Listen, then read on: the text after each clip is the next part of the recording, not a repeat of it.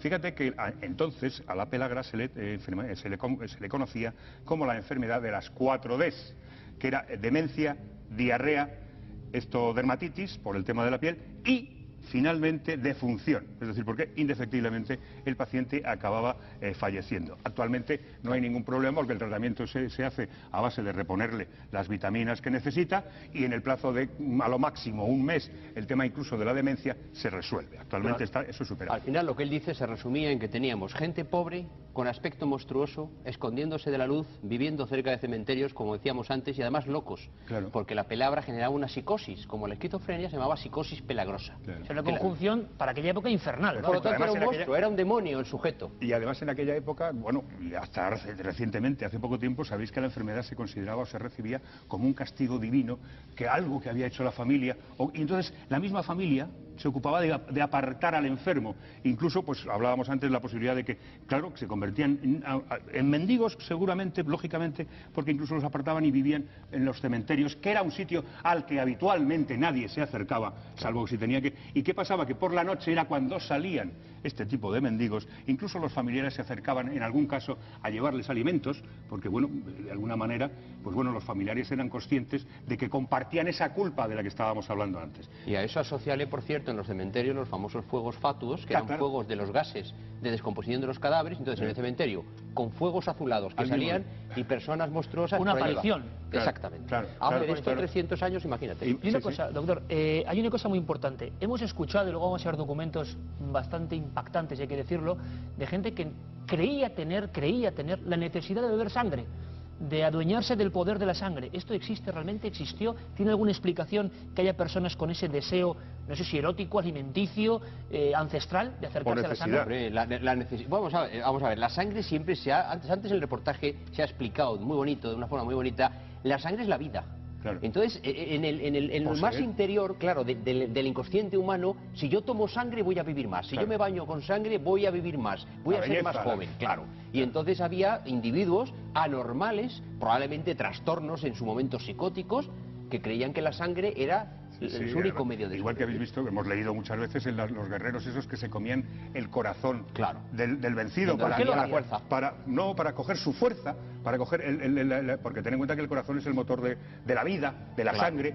Entonces, de alguna manera, por incorporar, por llegar a la inmortalidad que decía en el reportaje, ¿no? Entonces, son las bases del canibalismo. Efectivamente, las bases del canibalismo, nada más. Porfiria, pelagra, enfermedades, nombres que quizá muchos, bueno, pues no sabemos de esta materia, pero que indefectiblemente los unimos con ese mundo un poco extraño del vampirismo, y un mundo que además atrae. Cuentan que Bram Stoker, el autor de Drácula, ni más ni menos, en su última noche, febril, quién sabe si por alguna enfermedad extraña, dijo unas palabras que eran algo así como estrigoyu, mirando la esquina de su vieja pensión dublinesa. Se había arruinado, no le valió para nada la fama de la novela, y murió diciendo, en antiguo valaco, vampiro, vampiro. Parece que el personaje se había apoderado del último lecho del gran autor. Presten mucha atención, seguimos buscando la senda de ese personaje misterioso, el vampiro. Entre 1883 y 1931, Peter Kürten sembró el terror en Düsseldorf, Alemania. Ya desde muy pequeño comenzó a realizar fechorías. La primera de ellas, arrojar a 2 amigos con los que jugaba a las aguas del Rin y dejar que se ahogaran.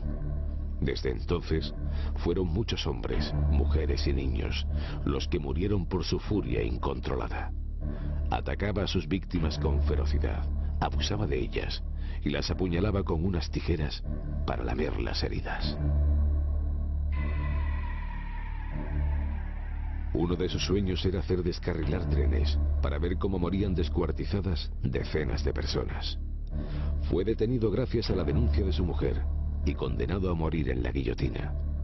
Excitado, aseguró que sería un placer escuchar durante unos segundos el fluir de su propia sangre, cuando la cuchilla separara la cabeza de su cuerpo. Y se da cuenta que el fuego, ver quemándose la carne, el olor de los cuerpos humanos tostándose, pues le produce una satisfacción sexual grande. Otro vampiro alemán, Fritz Haarmann, fue condenado a muerte en 1924 por el asesinato de 28 muchachos. Los capturaba en las proximidades de la estación de tren. Poco antes de ser decapitado, confesó que mataba mordiendo a sus víctimas en el cuello, empujado por un insaciable deseo sexual. Después las descuartizaba y vendía su carne en una tienda de su propiedad. Muchos alemanes la consumieron pensando que era de cerdo. En España, a principios del siglo XX, una mujer, Enriqueta Martí Ripollés, la vampira de Barcelona, secuestraba niños para extraerles la sangre y las mantecas y elaborar misteriosos ungüentos y bebedizos que supuestamente devolvían la juventud a los ancianos y la salud a los tísicos que podían pagarlo. Que es beber sangre de niños robustos, de niños jóvenes, también a veces la grasa, como ocurre en el caso del niño Bernardo en Almería. El tomar eso, pues alguien piensa que puede salvarle de algo que no tiene cura.